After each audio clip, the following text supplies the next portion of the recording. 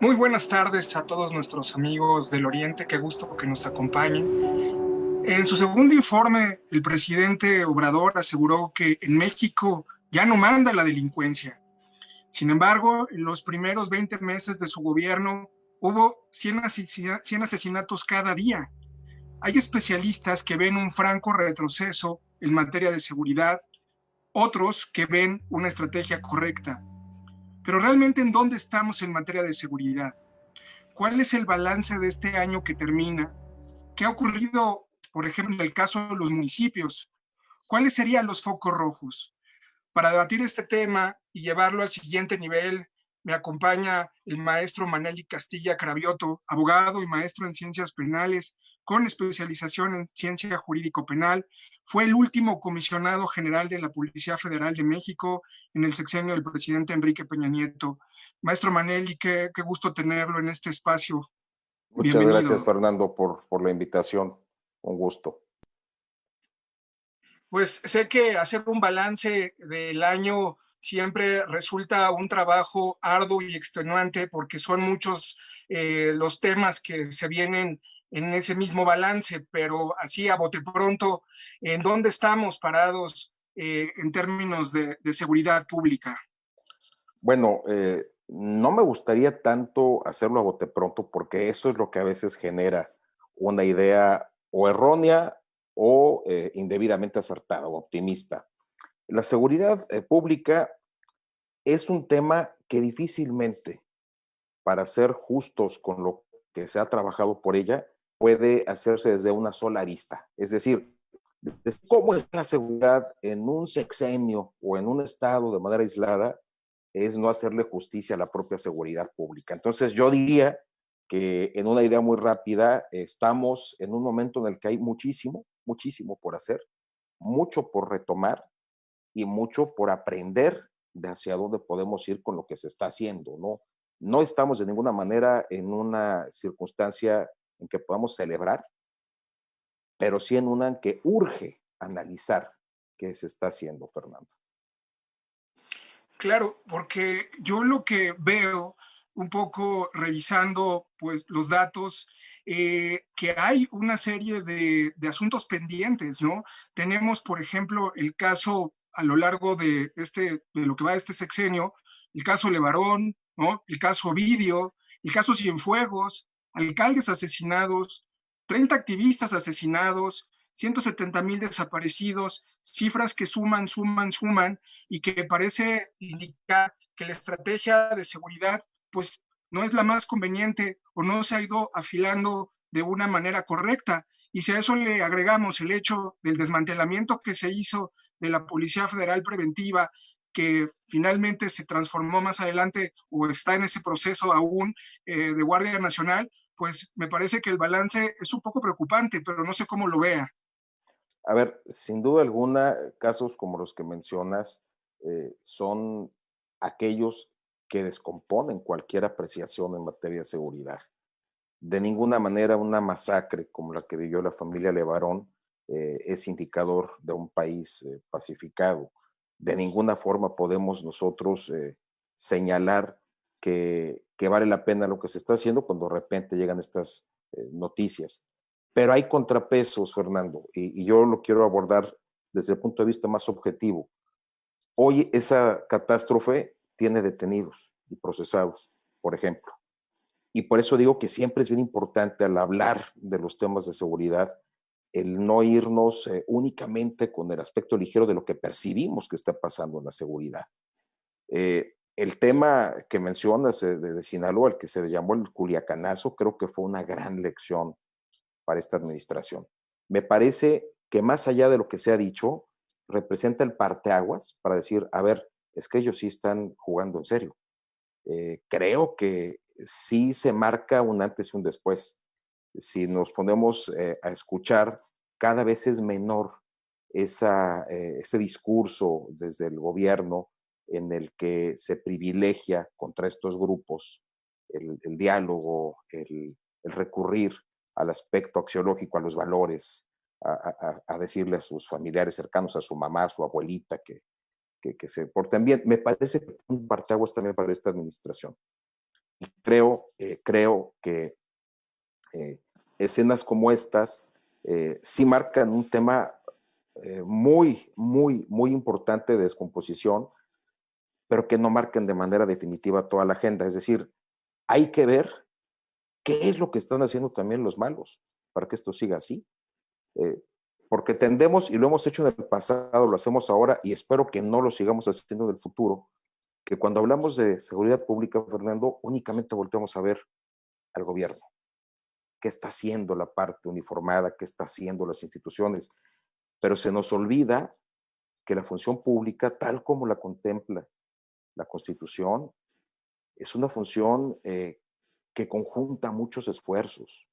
De entrada dice que es una función del Estado, y en el Estado cabemos todos, nos incluimos tú y yo, y nos incluimos todos los que no estamos trabajando en el gobierno o en las instituciones de seguridad.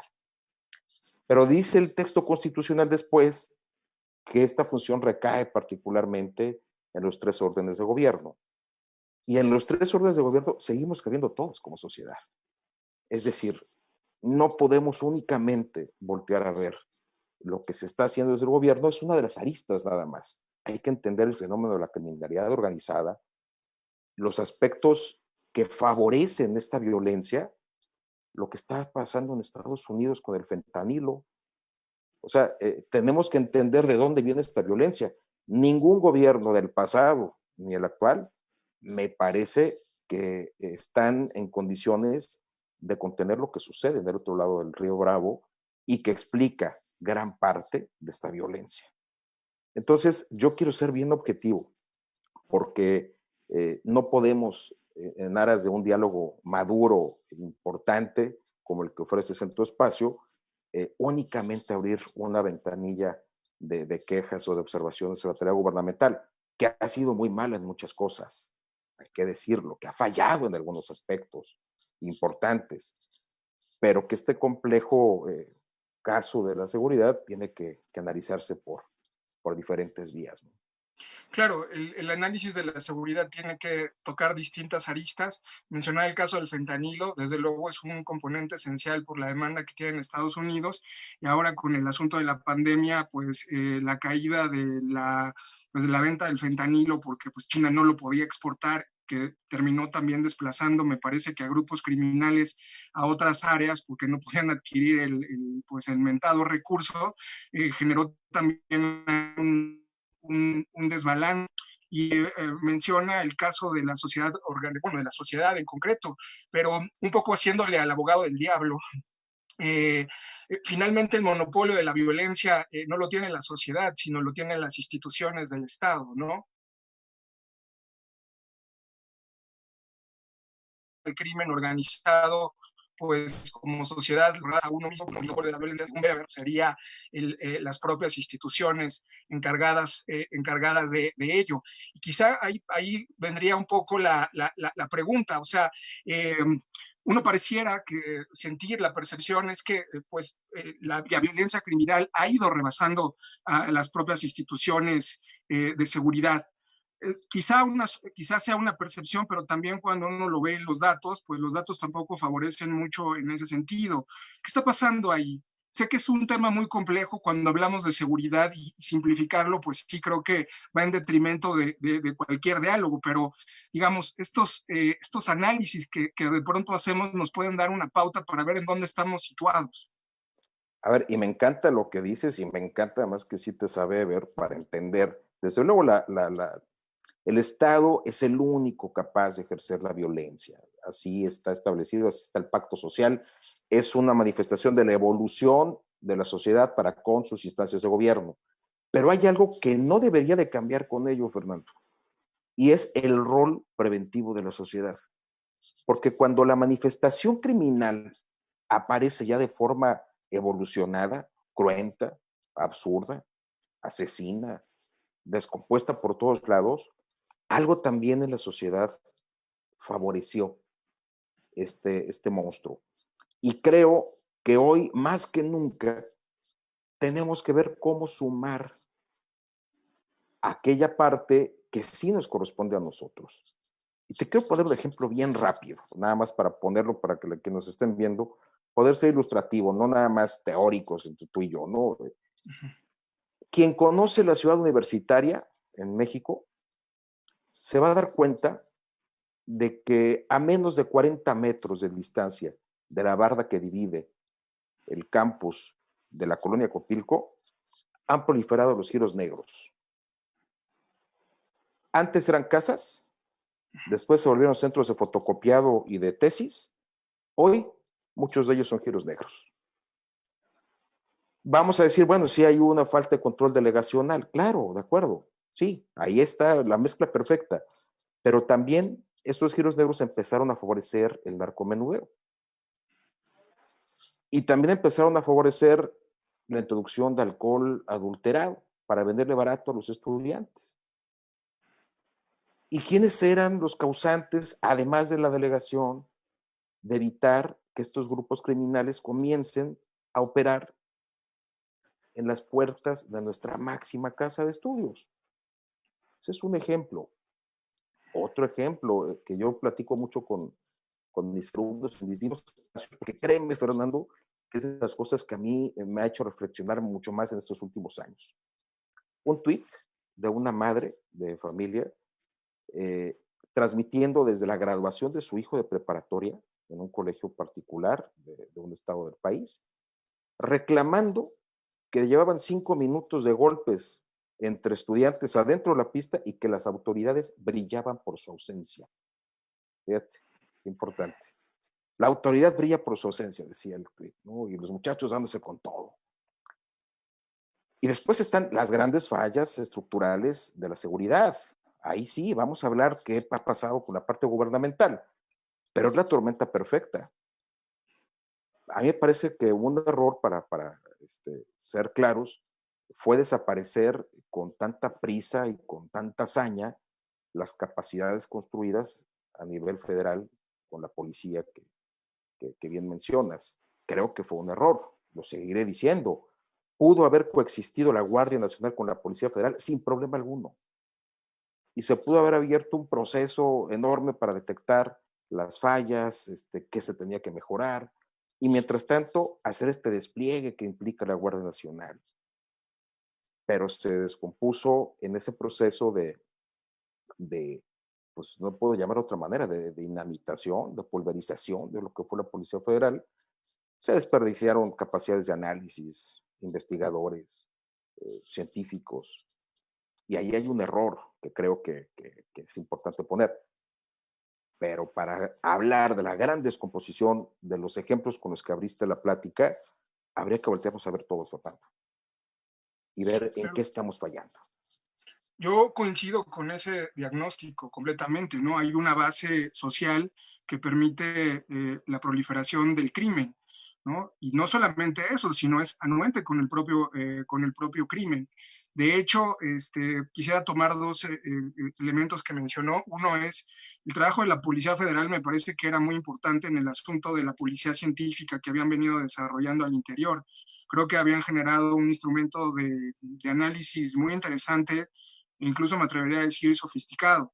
Eh, eh, me pareció un retroceso que se hiciera el desmantelamiento, porque finalmente sí era una herramienta, y no lo digo yo, sino lo dicen en gran medida los especialistas en ese rubro.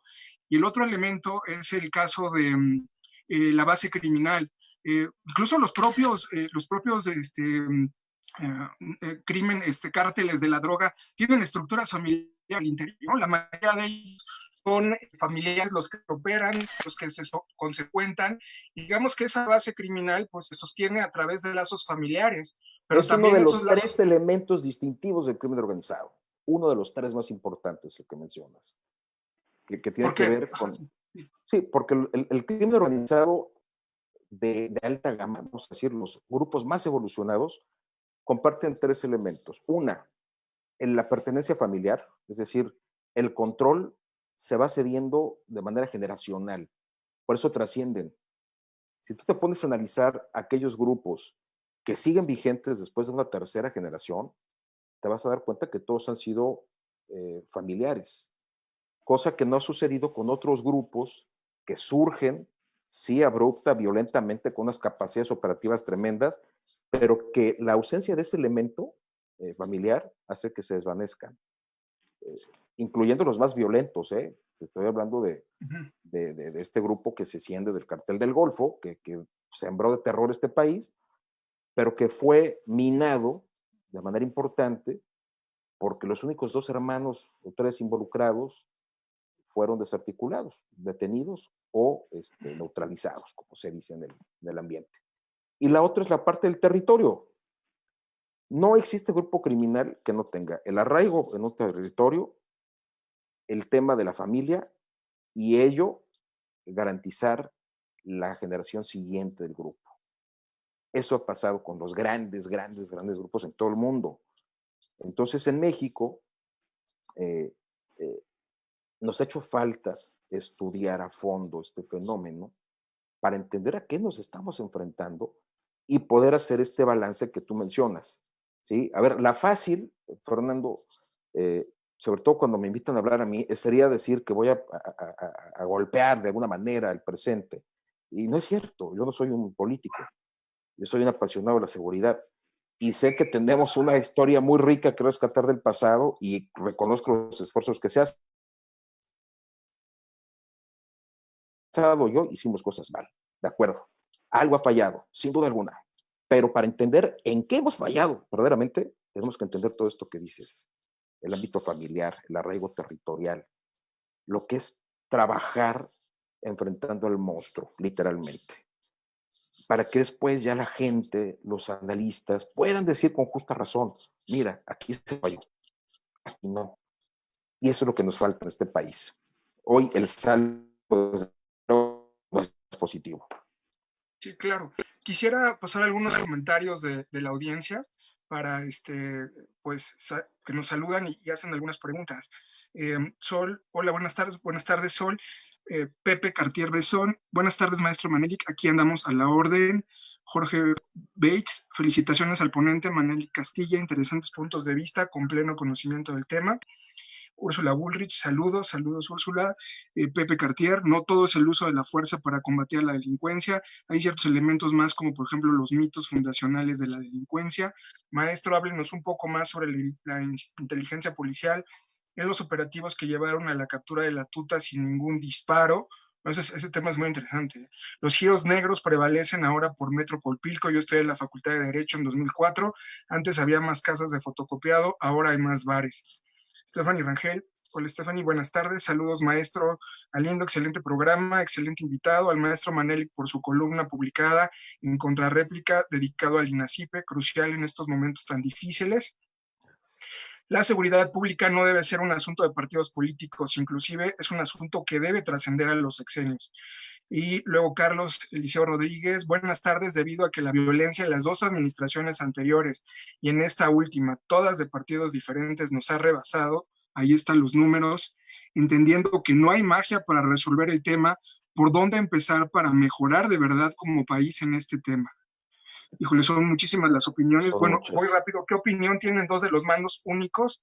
Un mando único, por ejemplo, la función de la seguridad pública en el Estado de México, y qué hay de cierto con la detención de, bueno, de las cabezas de las bandas criminales, o sea, que si es correcto, se desmembra la organización en grupos más pequeños o violentos.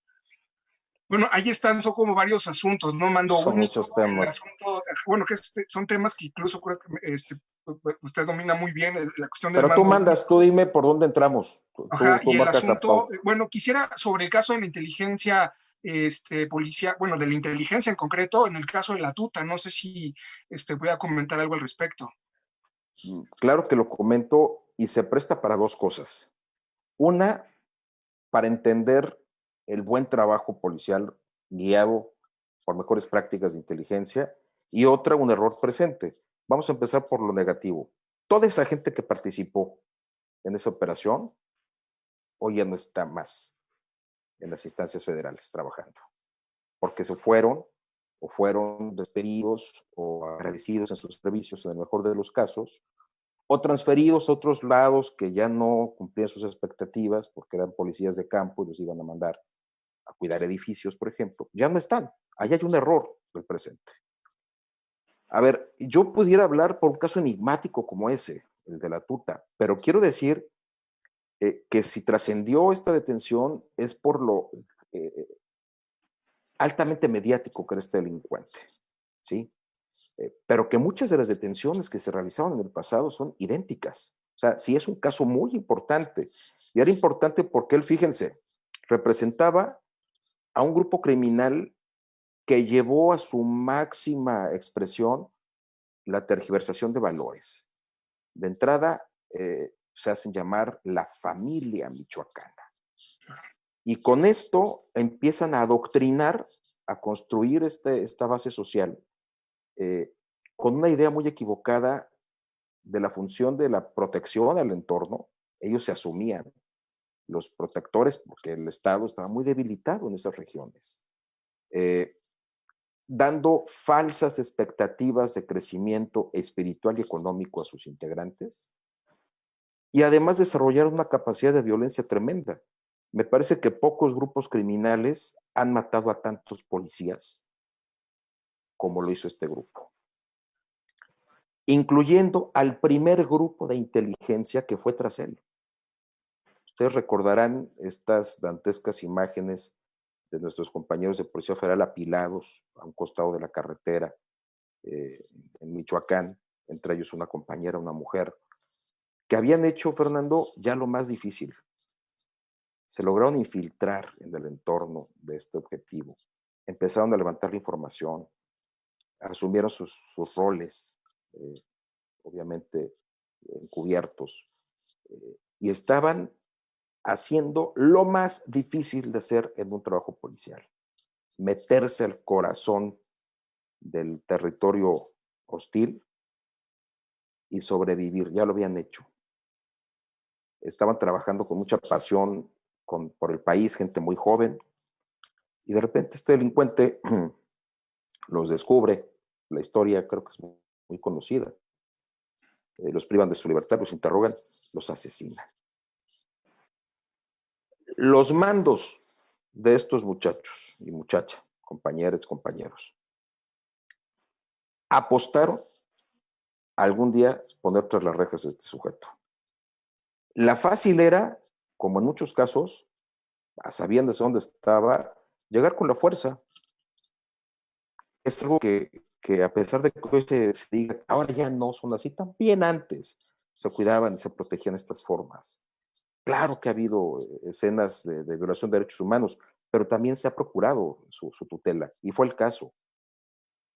A base de mucho análisis, de trabajo de seguimiento profesional, discreto, de cotejar fuentes, de no rendirse, dieron con la posibilidad de encontrar este sujeto en una casa, la víspera de su cumpleaños, ingresar y cumplimentar una orden y presentarlo. La fácil, Fernando, dirían muchos, no merecía vivir. No, yo creo que el trabajo policial ético, correcto, se corona con detenciones como esa. Y te puedo hablar de muchas otras. Esto por decir a los elementos de reducción antidrogas, que hoy muchos no recuerdan, pero que dieron grandes resultados en el combate a estos monstruos. Pero también de otras prácticas de policía, te puedo decir la del Chapo Guzmán. La segunda detención del Chapo Guzmán la realizan, la recaptura, dos elementos de la Policía Federal incorruptibles. Ellos no se hicieron honestos por decreto. Ellos no esperaron que cambie el gobierno y dijeron, ahora ya no hay, no, ellos ya lo eran. Y no se dejaron ni amedrentar, ni mucho menos cooptar por el delincuente más buscado del mundo. Y eso también se tiene que hablar. Es buen trabajo policial. Parte de un operativo de las Fuerzas Armadas, que todo el mundo sabe, sale mal. Estos se fugan por las alcantarillas, como ya lo habían hecho antes. Roban vehículo, un segundo vehículo, el vehículo es reportado, fíjate qué importante, la ciudadanía reporta al C4 el robo del vehículo, se emite el reporte, o sea, ahí hay una ciudadana que confió en la autoridad, marcó un operador que recibió la llamada y que hizo su trabajo. y 2 policías que escuchan el reporte detienen el vehículo y se les aparece el Chapo y el Cholo Iván.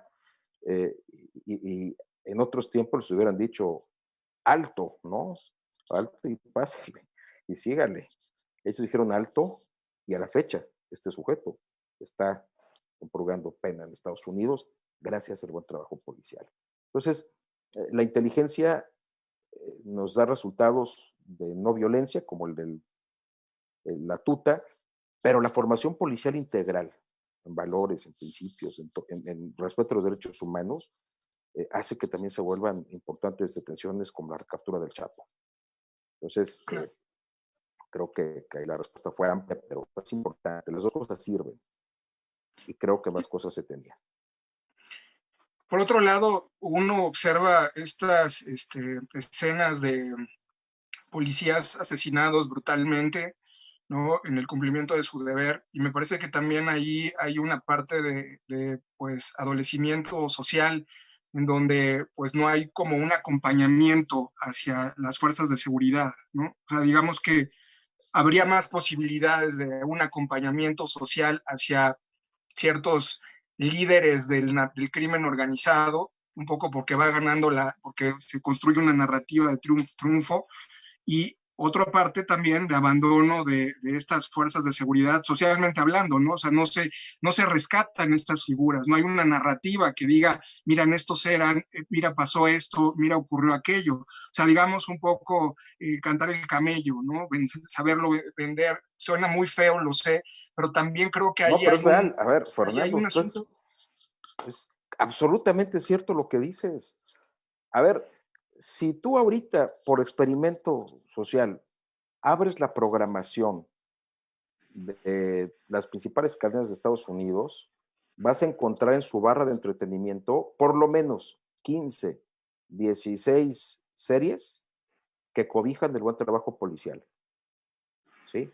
Y no solo hablo ya de las grandes corporaciones. Yo la última que vi hace algún tiempo ya se llamaba Rookies, ¿no? Ya hablaban de los policías de primer día y cobijan. Y en todas las películas taquilleras siempre hay en algún momento la mención al buen trabajo policial, sea para detener a un delincuente, para detener a un agresor sexual, para salvar a todo el planeta con una pistola Pietro Beretta y acabar con la mafia rusa. Este, lo hacen las grandes potencias. Eh, y no solo hablo de los vecinos del norte, si nos vamos a Europa, cuántas historias, bueno, claro, favorecidas por otros fenómenos muy interesantes, el literario, ¿no? Arthur Conan Doyle nos deja uno de los grandes personajes de la historia literaria, Sherlock Holmes, pero finalmente la mención a sus prácticas de policía están permeadas ahí. ¿Qué nos ha fallado en América Latina? Pues encontrar el justo medio porque estamos precisamente en esa milla en donde difícilmente se puede generar doctrina de esa forma, de respeto a las instituciones de seguridad. Difícilmente. Y ese es un gran pendiente. Yo creo que si a mí me preguntarían cuál es el gran pendiente en México, ese, ganar esa pelea. De niños, algunos querían ser policías, bomberos, tal. Hoy los niños ya cambiaron sus roles. No todos, hay algunos que todavía tienen esa esperanza. Pero yo no veo en las fiestas, en las grandes celebraciones de jóvenes y de adultos no tan adultos y de adultos de tercera este, etapa, eh, involucrarse musical, culturalmente con las fuerzas del orden. Y sí los veo cantando corridos que aluden a, al ataque que se hace a la sociedad, al envenenamiento, a la muerte cruel de los rivales, o que no solo con las bandas, con la música alternativa, la de moda, también le dejan un espacio de culto al malo.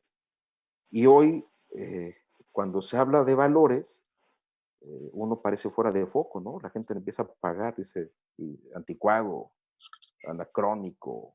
eh, Esa es una pelea que estamos perdiendo y que ellos aprovechan muy bien, Fernando. Claro. Quisiera ir a algunas preguntas nuevamente de la audiencia.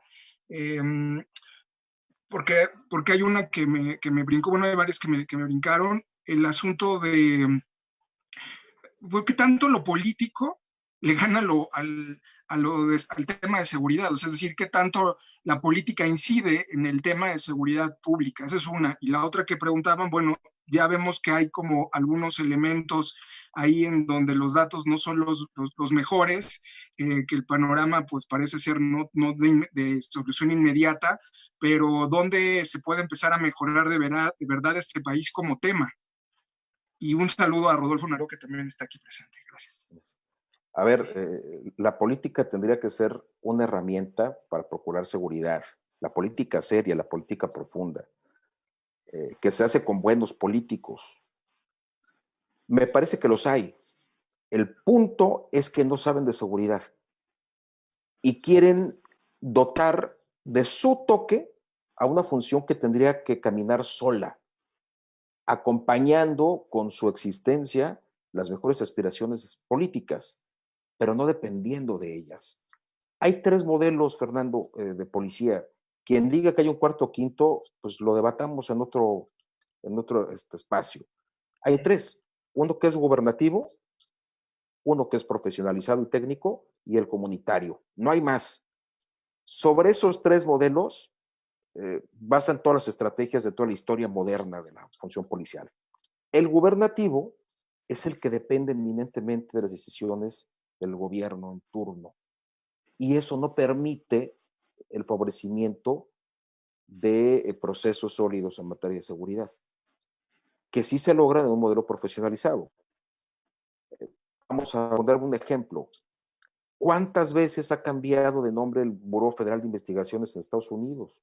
O la DEA, o la Policía Nacional de Colombia, o los Carabineros de Chile, o el Cuerpo Nacional de Policía de España, o la Guardia Civil, o Scotland Yard, o los Bobbies. Pues, si acaso dos, y son instituciones centenarias. Aquí habíamos logrado transitar un modelo que pasó la prueba del tiempo y del cambio de partido, vamos, eh, que era la Policía Federal. Se había logrado ya esa transición. Y claro que había críticas a lo que dejamos de hacer de acuerdo a la visión fundacional de la policía, pero se mantuvo. Y había un himno, y había un uniforme, y había áreas que, como tú bien dijiste, estaban empezando a consolidarse, pero aguantaron el cambio de régimen. Aguantaron el cambio de gobierno, pero no el de régimen. Y en el cambio de régimen había que desaparecer todo vestigio del pasado, porque todo el pasado es corrupto, porque todo el pasado está mal, porque está fundado en un tiempo que no es es una policía y un periodo neoliberal, dicen por ahí. Y luego entonces hay que darlo. Y sí retomar una forma de seguridad que nos asemeja a los países hermanos que tienen modelos similares e ideas similares, ¿no? Hoy somos, Fernando, de los poquísimos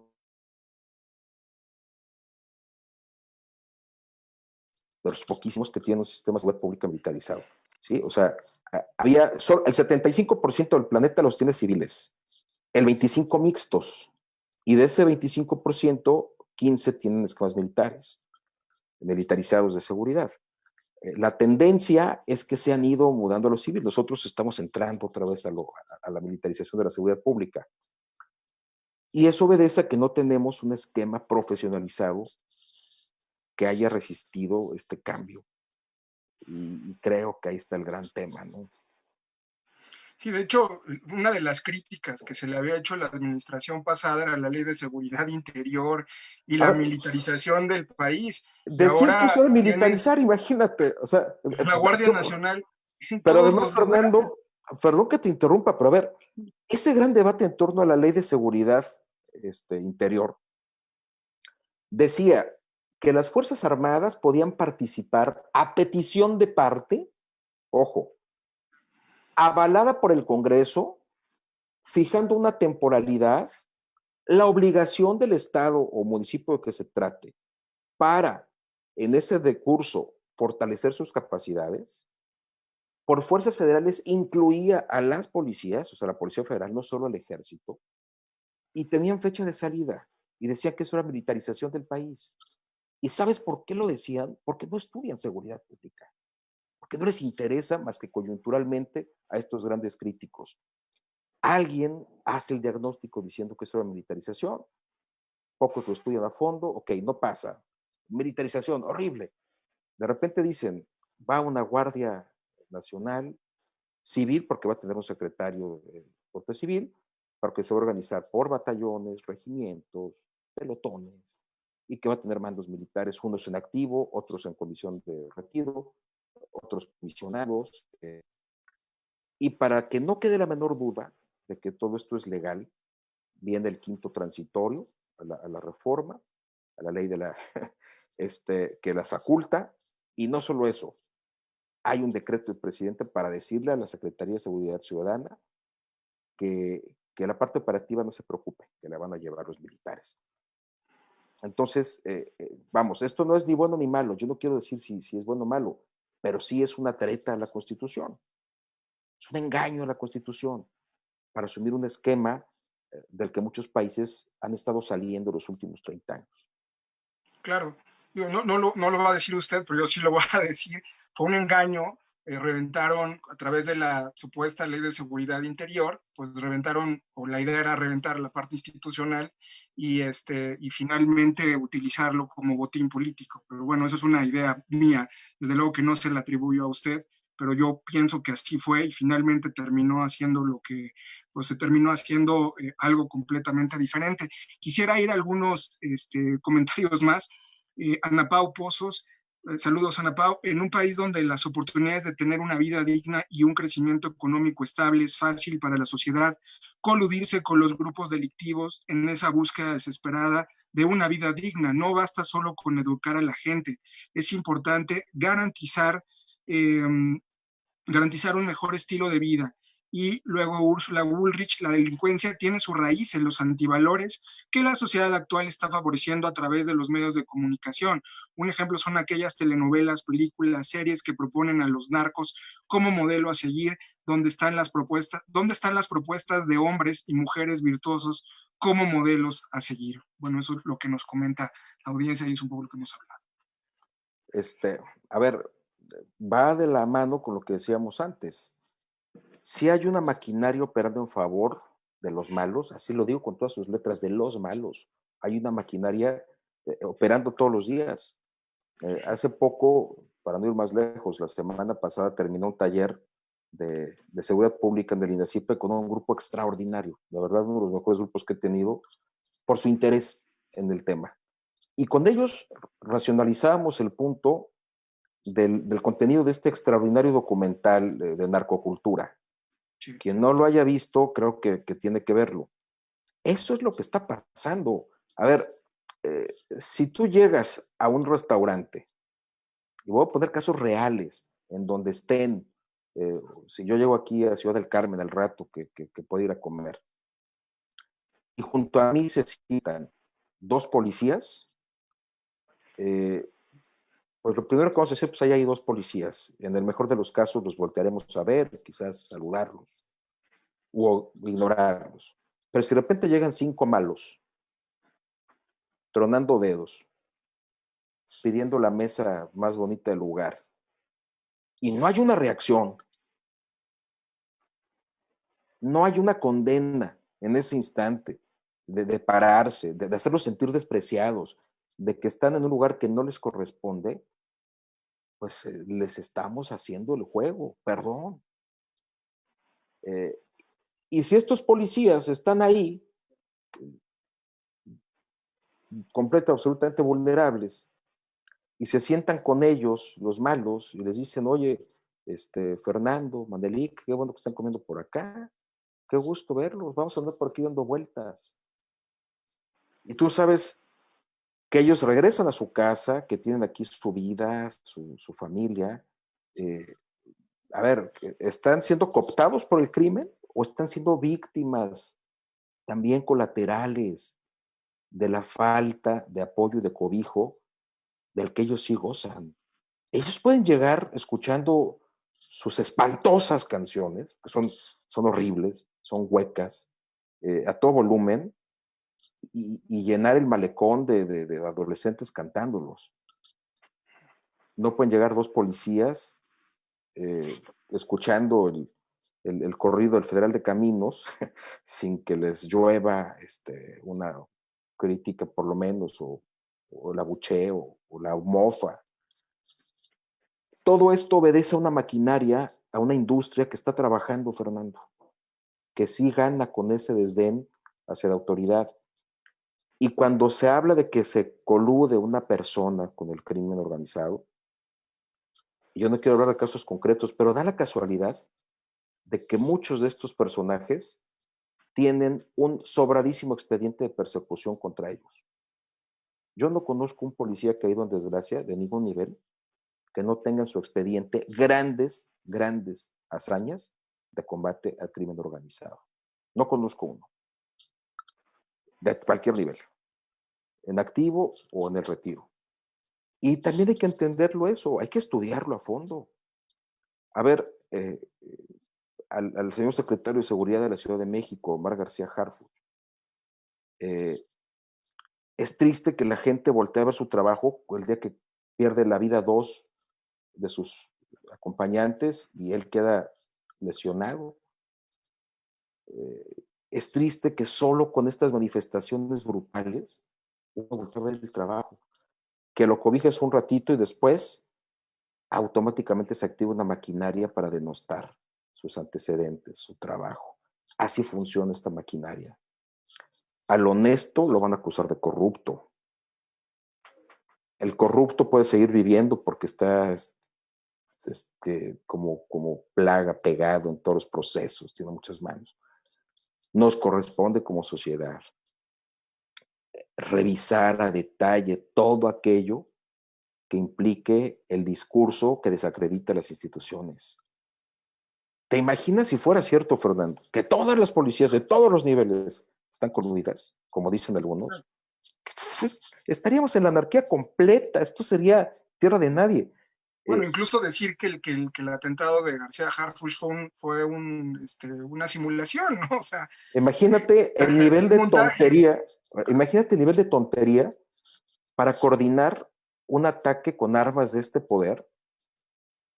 Yo no me imagino ni por computadora el hacer que el impacto le destroce una rodilla, le destroce clavícula y codo, pero que le respete el corazón o la cabeza. Es ocioso, es absurdo, es tonto. Y porque la gente no sabe que ahí no perdió a dos policías más, perdió a las dos, quizás de las personas más queridas en su vida, ¿no? Y eso a la gente no le importa. No les interesa cómo le ve un policía. A ver, el que ya va a salir, le toca la puesta a disposición y su turno de 12 horas ya se convirtió en uno de 24 y tiene que presentarse temprano y la familia empieza a ser un referente lejano y viene la disfunción y vienen muchas cosas. Si no nos interesamos en esos temas, si no les dedicamos un ratito a estudiarlos, a no dejarnos llevar por toda la eh, maquinaria de denostación propia del combate a la criminalidad, no solo organizada, también la común, no vamos a avanzar en materia de seguridad. Por eso regresamos a la pregunta inicial. No Claro. podemos decir si vamos bien o vamos mal, hay que revisarnos todos. Hay cosas que van muy mal y ya las comentamos. Pero una es importantísima y es esa, no permitir jamás esto.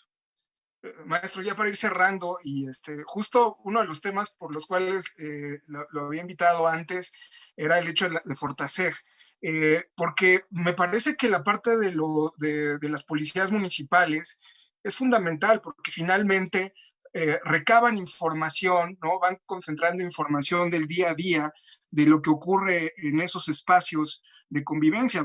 No hay nada más cercano a una población que un policía. O sea, finalmente nos guste o no, es el que tiene, digamos, el sentir de lo que está, la pulsación de lo que está ocurriendo en ese espacio. Y pues el asunto de la cancelación de este fideicomiso, que me parece muy importante, no sé qué tanto vaya a afectar a las policías municipales. Mira, ahí hay otra razón para criticar. Está inmejorable el tema. Y esto lo podemos platicar bien breve. La Secretaría de Seguridad Ciudadana pierde el liderazgo operativo de la Guardia Nacional.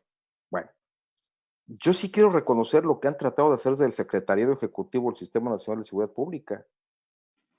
Ellos, concretamente el Centro Nacional de Información, tomaron la batuta de algunos temas, entre ellos retomar lo que se dejó muy avanzado del modelo nacional de policía, justicia cívica, y empiezan a echarle todas las ganas, ¿no? Ahí lo digo con mucho respeto, con gran amor por la causa, decir, hay que rescatar a las policías municipales porque van a investigar delitos, tal como lo plasma la reforma de 2008, tampoco es nuevo, pero bueno, empieza a dedicarle discurso, a promover, a invitar a especialistas a que se sumen a esto, van a las distintas academias de policía municipal y de repente les dicen, ¿qué crees? Ya no va a haber recurso para esto.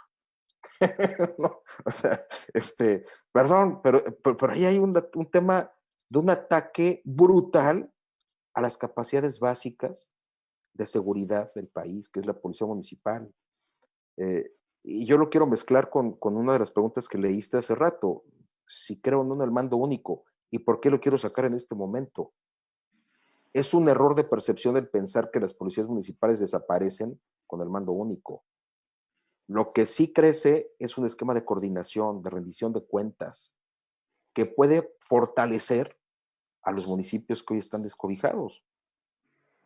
El municipio, uno de los más violentos o con más casos de secuestro en el país, que está en Zacatecas, que es Fresnillo, tiene, eh, me parece que 40 policías, no tengo el dato correcto, pero es un absurdo así.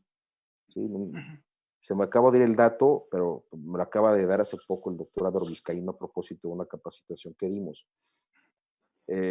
Imagínate, esos son errores, porque por un lado, un área del gobierno federal está tratando de enarbolar la bandera, de rescatar a las policías municipales, ayudarlas a que aprendan a investigar, cosa que ya saben hacer, pero les falta instrumentar, o sea, hacerlas parte de un proceso que pueda ser plasmado en una carpeta de investigación. Están ahí y de repente les pega, no va a haber dinero para eso. Esos son temas para el análisis y que me hacen pensar de nuevo en el mando único. A ver, si no fortaleces policías locales, ya las municipales ni hablemos. Si no tienes hoy un esquema a nivel federal, nacional, involucrado en tareas de investigación en la misma proporción que su estado de fuerza, la verdad es que de poco sirven para resolver los problemas de fondo. Y creo que hacia allá está la gran oportunidad del gobierno federal, porque intención sí les veo, Fernando. Mal haría diciéndote que no.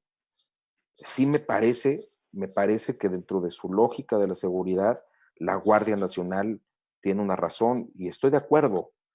Qué buen estado de fuerza tiene. Eso es una gran noticia para el país. Pero si ellos no son capaces de investigar delitos, de actuar como primeros respondientes, de comparecer en juicio, eh, la tarea está incompleta. Y es donde pienso que ya sin una policía federal son las policías estatales, con un mando único, las que pueden hacer la amalgama perfecta para cobijar el trabajo de la Guardia Nacional.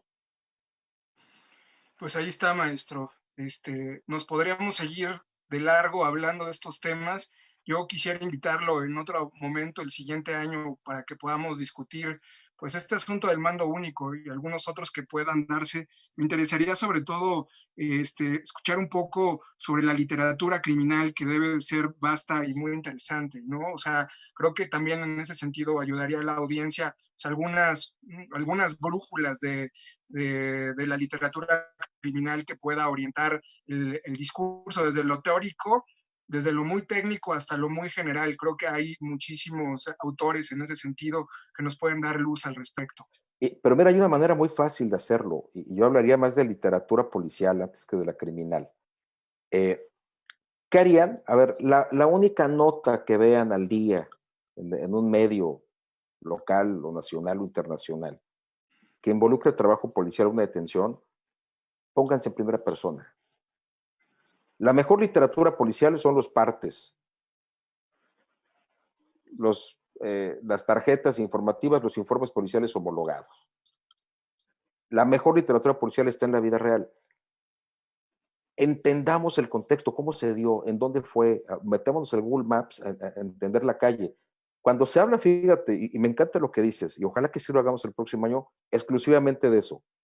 Sí, claro. Cada que alguien vea una nota que diga, a ver, 5 elementos fueron golpeados en las calles de la alcaldía Gustavo Amadero, por decir un nombre, ¿no? O Iztapalapa. Ya nos acostumbramos, mira, pues de los policías les fue mal y se acabó. No, métanse al mapa. Vean dónde están. Vean qué posibilidades tenían los policías de salir de ahí. Cómo hubieran organizado los lectores ese operativo. ¿Qué factores hubieran tenido en cuenta? ¿A qué policías hubieras mandado si los podrías elegir? Y eso es ir construyendo en favor de la policía y entender las causas. Por lo demás, me parece que no existe un tema más apasionante para adentrarse en esto que las lecturas que privilegien la vida en cualquiera de sus manifestaciones. Puede no estar vinculada directamente a hechos de persecución delictiva, pero me parece que, a ver, la novela de no ficción, la del adversario de Manuel Carrer, hay que leerla. Es un caso real. ¿Cómo llega un sujeto a volverse de ser una eminencia médica a multiasesino de sus hijos, de su esposa y de sus padres? ¿Qué los lleva a eso? ¿Y por qué fue capaz de engañar a tanta gente durante esto? Bueno, ahí viene un asunto planteado que al que le gusten los temas de seguridad, de procuración de justicia, tiene que sensibilizarse. O los crímenes de la calle de la Morgue, de Allan Poe, ¿no? Claro, muy bueno. Empezar a cuestionarse estas cosas y apasionarse. Y después, con todas sus lecturas y su sentido común y el conocimiento de su entorno, entrar a proponer soluciones y poder decir qué falló, qué no. Y decir si estamos en el camino correcto o en el camino incorrecto. Yo hoy cerraría diciéndote que la tasa de culpabilidad o el porcentaje de culpabilidad de que las cosas no vayan como quisiéramos está repartida, mucho más de lo que imaginamos. Mucho más de lo que imaginamos. ¿Sí? Entre malos empresarios que compraron combustible muy barato durante muchos años, que no lo reportaron, malos ciudadanos que vieron descomponerse el entorno sin meter siquiera las manos, esperando que alguien más resuelva algo que se podía resolver con un tema, con un diálogo de vecinos, cuando hemos procurado mordidas, cuando faltamos a las normas más básicas de cultura cívica, cuando engañamos a nuestras familias, a nuestros socios, a nuestras parejas, todo eso en su conjunto se lo echamos al gobierno en su función de tutela de la seguridad pública y creo que hay que equilibrar esa balanza. Hoy hay errores que creo que han costado caro, que ojalá se corrijan, como los cometimos en el pasado, no con mala voluntad, a lo mejor nos faltó tiempo, pero aquí que tiene todo por delante, se vale rectificar. Nadie podría estar en contra de eso, ¿no? Pues ahí está, maestro. Muchísimas gracias por estar aquí con nosotros. Yo le tomo la palabra en la invitación para hablar sobre libros que nos puedan orientar en ese sentido y platicamos de ello para el siguiente año. A la audiencia del Oriente, pues nos vemos el siguiente miércoles a las 2 de la tarde, ya saben, hablando de los asuntos de la agenda pública. Espero haber platicado todos los comentarios que hubo, y hubo muchos comentarios, los agradezco en verdad. Gracias nuevamente por su presencia y nos vemos el siguiente miércoles. Hasta luego, que pasen excelente tarde.